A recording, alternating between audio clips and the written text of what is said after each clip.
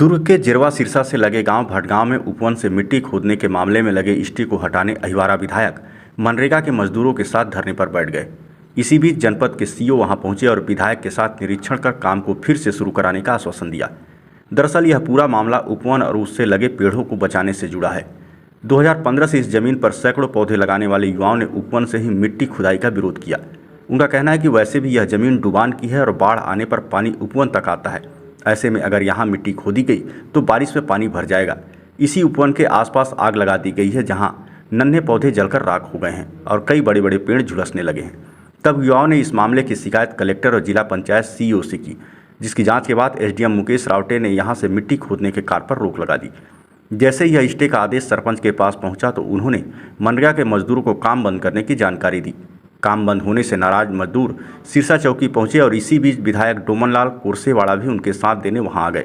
इधर विधायक ने जिला प्रशासन के अधिकारियों को धमकी तक दे दी कि अगर वे नहीं आएंगे तो वे खुद भूख हड़ताल पर बैठ जाएंगे। जिसके बाद जनपद सीईओ वहां पहुंचे और मौका का सभी ने मुआयना किया और उपवन से ही मिट्टी खोदकर काम को जल्दी शुरू कराने का आश्वासन भी दिया गया। इस पूरे मामले में उपवन की देखरेख करने वाले किशोर देशमुख ईसु साहू का कहना है कि उन्होंने मनरेगा के काम का कहीं विरोध नहीं किया।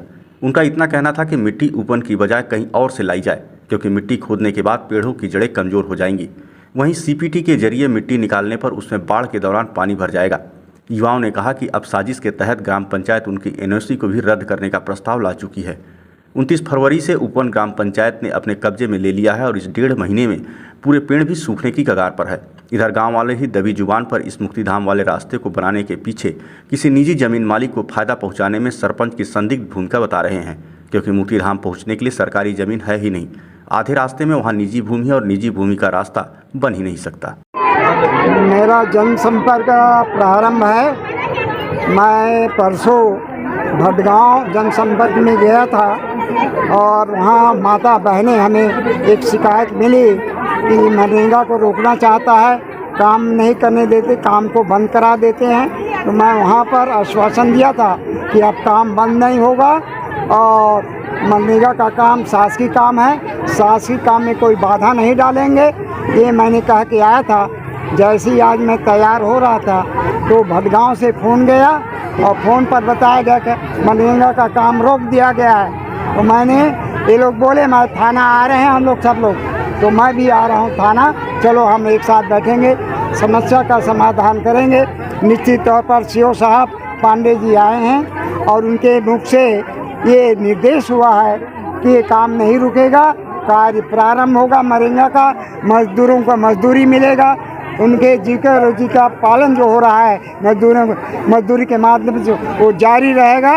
ये दिशा निर्देश दिए हैं और हमारे आरक्षण अधिकारी यहाँ का आश्वासन दिए हैं, जो गलत काम कर रहे हैं उनके ऊपर कार्रवाई होगी, उनके पास एफआईआर दर्ज होगा और निश्चित तौर पर ये 2 काम जो आज हमारे शासन प्रशासन की ओर से किया गया है उसके लिए मैं अधिकारियों को, सीओ साहब को और हमारे कलेक्टर महोदय को, एसपी साहब को मैं धन्यवाद देना चाहता हूं। मुझे सहयोग किए और मेरे जिस तरह से निवेदन है उसको स्वीकार करते हुए अपने अधिकारियों को यहाँ पर भेजे हैं और अधिकारी ने मेरी बातों को सुन करके निर्णय लिया है, स्वागत योग्य है और भविष्य में ऐसा काम ना हो जिससे मुझे थाना में आके बैठना पड़े।